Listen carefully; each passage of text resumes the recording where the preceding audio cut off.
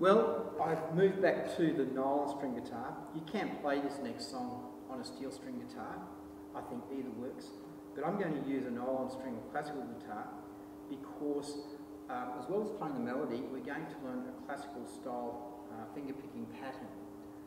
Now, with the melody line, there are 7 bars introduction. During that 7 bars introduction, the accompaniment part will play. Now, the time signature is in 3/4, and also in the teacher's handbook there's a worksheet on key signatures, so you learn about what they mean, and it's in D major. So if you learn the D major scale with an F sharp and a C sharp, you'll know how to play this, and we count to 3. We're going to not worry about the introduction and learn the melody, and so there are 3 strong beats in each bar. 1, 2, 3.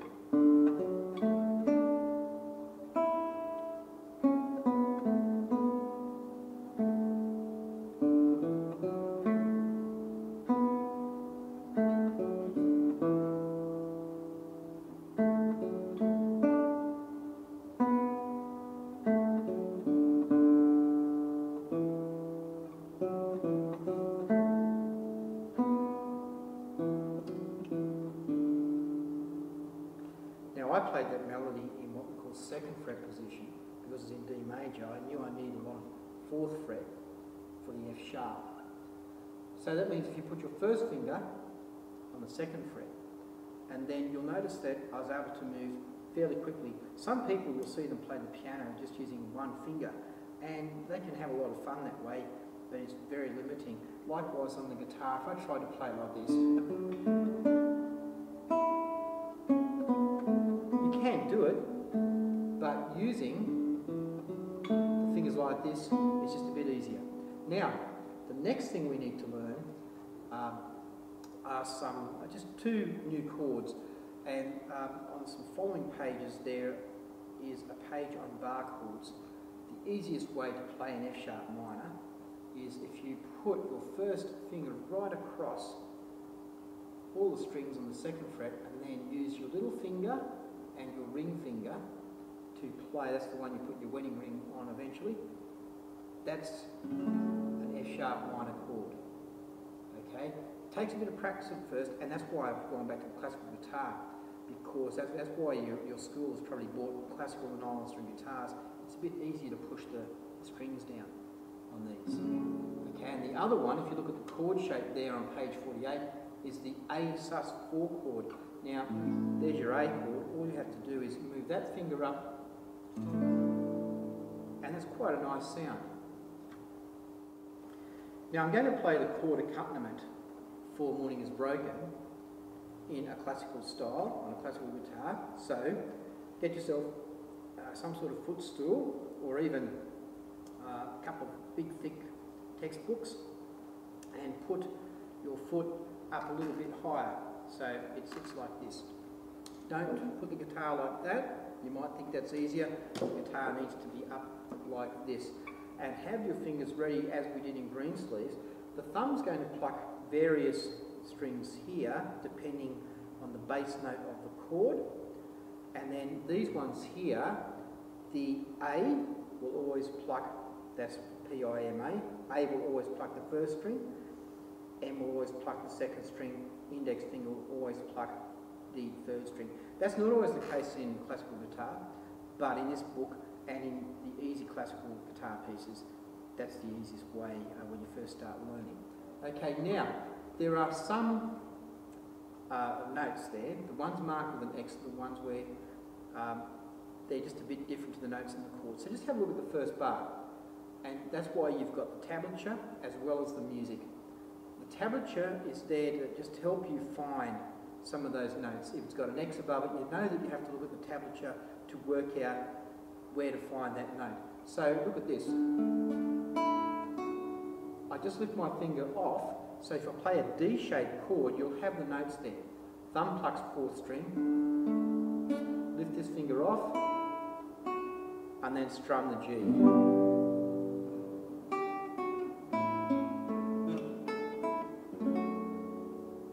Strum the F sharp minor if you like. Just a a single note there, and you can see on the tablature there's no fingers on the first string. Then play a G chord, but look at those two X's there. Instead of putting that finger on the third string, on the third fret on the first string, put it on the second string instead. 7th fret, and just pick that A chord. Okay, now let's just pick up the speed a little bit there, not too much, and see how that sounds.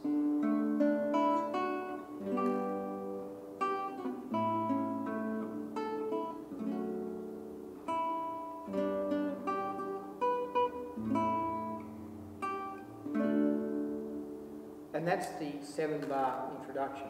And then you'll notice on the accompaniment part on page 49 that we've got 1 bar rest, and what happens during that 1 bar rest is the person playing the melody line, and I'll just add here that yes, you can play the melody on the guitar, but as with all of these pieces, if you've got someone in your class that plays the violin or the flute, or even very good on the recorder, they can read that music and play the melody line.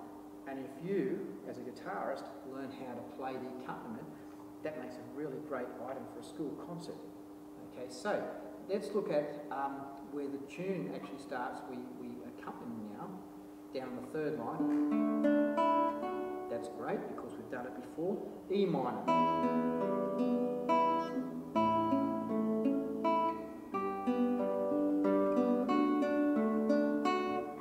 Strum the D there. F sharp minor chord.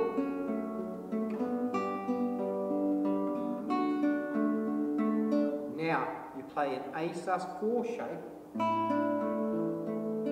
and then an A, D chord, G chord, G again, D, just pick it, and then G,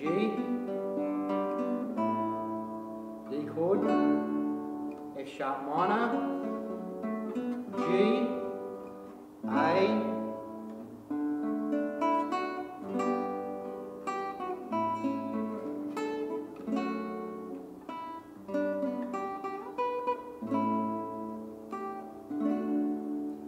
and that's how it goes. Now, I've skimmed through it a little bit there quickly, but with the tablature and some of the pointers I've given you and working very slowly, another tip is before you start doing all those complicated things, when you're learning a piece like this, most of the notes will be correct when you play the chord shape. Not all of them, the ones with the X are a bit different. So just strum the chord slowly, don't worry about all those other notes, and make sure that you can move very quickly between the chords, even that F sharp minor bar chord, move quickly, and then you will find that with the correct picking pattern, and it's not just going to be that simple picking pattern, you're going to have, that's why I've put the tablature in with this piece as well, so you look at what string you have to pluck as well. So with all that information, probably, if you're learning this in class, you could spend probably a whole couple of weeks learning how to play this and then looking at the music, and wow, you'll be very accomplished by this stage of the